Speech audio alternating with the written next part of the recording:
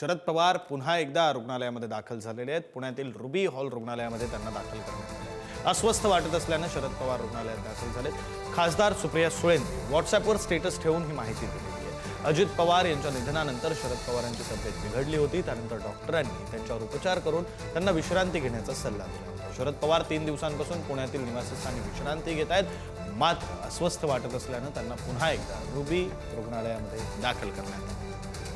Mild उलटी पण major काही नाही आहे। He is okay, he will be fine आणि 1-2 दिवसात घरी जाणार ते। 2 दिवस त्यांच्यावर आता या ठिकाणी उपचार सुरू राहणार आहे। 2 दिवस थोडं मेडिसिन द्यायचे, थोडं अँटीबायोटिक द्यायचे, बट नथिंग टू वरी।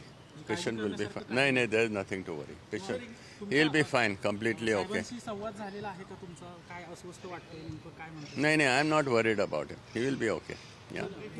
हा बोलत होतं मी, आता बोलणं झालंय with him. I just spoke to him. Doctor Lodha is there, my son Simon is there, everybody is there, all the doctors are there, they are treating हिम.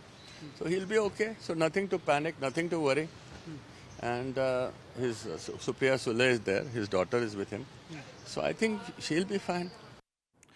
शरद पवारांच्या संसदीय कारकिर्दीचं 60व्या वर्षात पदार्पण खासदार सुप्रिया सुळेंनी पोस्ट करत आपल्या भावना व्यक्त केल्यात। सुप्रिया सुळेंनी जनतेसह कार्यकर्त्यांचे आभार मानले। शरद पवार 6 दशकांच्या काळात महत्त्वाच्या घडामोडींचे साक्षीदार राहिले।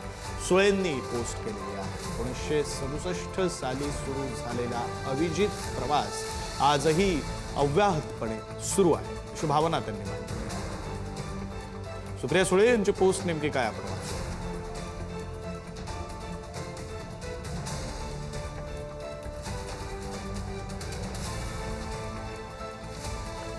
आदरणीय पवार साहेब यांची संसदीय कारकीर्द आज 60व्या वर्षात पदार्पण करत आहे।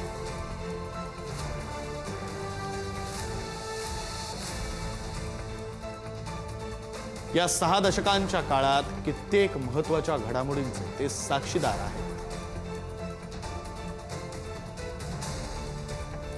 महाराष्ट्र विधानसभेचे सदस्य म्हणून त्यांनी 6 वेळा तर एकदा विधान परिषदेचे सदस्य म्हणून शपथ घेतली।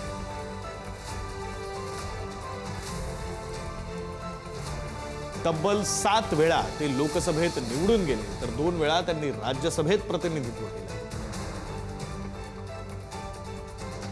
सन 1967 साली आजच्या दिवशी सुरू झालेला हा अविजित प्रवास आजही अव्याहतपणे सुरू आहे।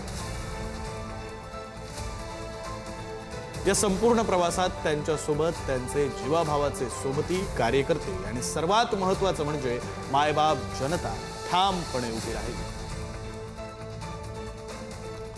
जनतेच्या विश्वासाच्या बळावरच हा प्रवास शक्य झाला। याबद्दल या सर्वांचे कृतज्ञतापूर्वक आभार, धन्यवाद,